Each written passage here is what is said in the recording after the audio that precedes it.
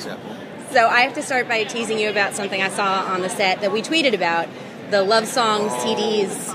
That created quite a stir on Twitter. What's this? I missed this. We broke the interwebs. There are CDs. There was a stack of CDs in the lair, and a number of them were love songs, like Memories, and the songs, funnily enough, really correlated with what we were doing in this season. What? One was totally called did. Memory. Mm-hmm. What? I put pictures out. Jenna, did you plant this? I broke the internet. And the fans went crazy. How did I miss this? Because I'm not on Twitter enough. Well, Twitter only works half the time anyway, so. Oh, does it? Well, that's because we broke it. Yeah. Well, because of the it's love whatever. song. Right. Which layer? In the houseboat? No, it's JT. Gentlemen's Club, yeah. He calls it JTHQ now, apparently. JTHQ. Yeah. Okay. That's Yeah. pretty funny. So talk about the reworking of the love story since Amnesia. Jay? Well, I don't remember. No, I think Brad Kern's idea, our new showrunner, was that we really needed to see these two characters sort of navigate the world on their own terms and their own paths and find out who they are before they really sort of come back together. We put them together very quickly in season 1 because everyone knows that these two characters are destined.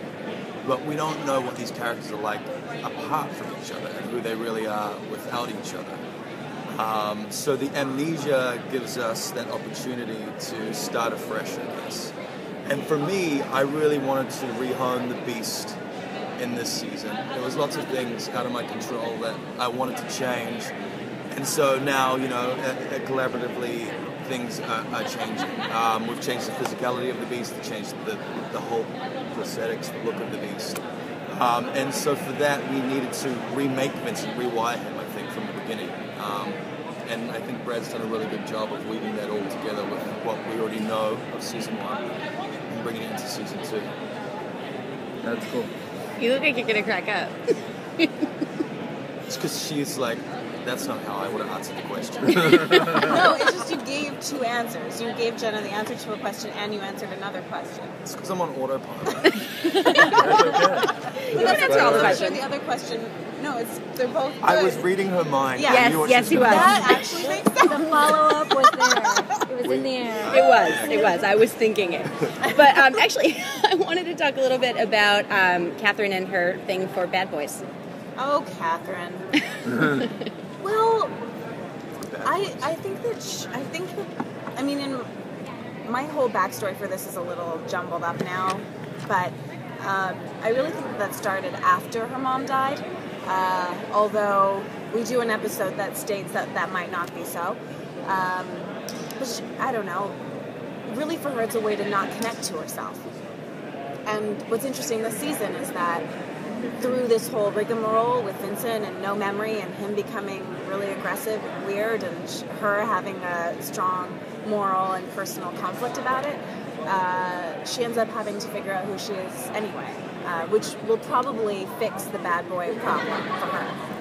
Because she's forced to confront her, and I think that's the scariest part, is to sit with all of the sadness and anger and resentment and all of that stuff that she's buried for so long. And she's not wanting to be vulnerable, and she's been forced to be vulnerable. Well, there's also some daddy things going on. Yeah, just a few. Yeah. With Vincent? Yeah. You're going to break the internet again. It just went to a naughty place. Favorite That's okay. Well, anything you can say about that storyline or that. Or that. Or that. Well, I'm going to go with the first part of that question. Yeah, Catherine's got a lot of stuff going on with father stuff. So the man that she thought was her father isn't her father, which she doesn't know yet, but she will know soon. And then she's got to deal with finding out who her actual father is and realizing that he's a man that was never in her life and never chose to be there. And that's really difficult for her. And she's pissed about that and sad. And then she eventually will also have to find out that he is the one that is doing all this horrible stuff with Vincent. And that's going to be challenging for her as well. Yeah, especially because the audience are a couple of steps ahead of all Yes. these characters, you know, so they hopefully will be streaming on the television. Yeah, because Catherine obviously won't know that, so she's going to do certain things in the audience and be like, "What are you doing? Yeah. You idiot!" Vincent, no! Now, In that weird voice. I have a question. For you as Kat, how's your role as a detective going to kind of take place in the next season versus how it did in the first season? Well, yeah. All the detective skills and all of the resources that the precinct has are all going towards beast hunting. As you could kind of see how it went through the second. That's what we use everything in the precinct for. Well, yeah, I mean, the idea of Murfield's mess, that they've created all these beasts in different forms and in different places and societies, really starts to become, you know, it's problem? out. It's a problem, and it's out there to society, and they're trying to sweep it under the carpet as soon as they can. So, you know, it takes Much more number from one Muirfield tier. then. Yeah, yeah. Adelaide's hovering. This is the new female beast, Adelaide.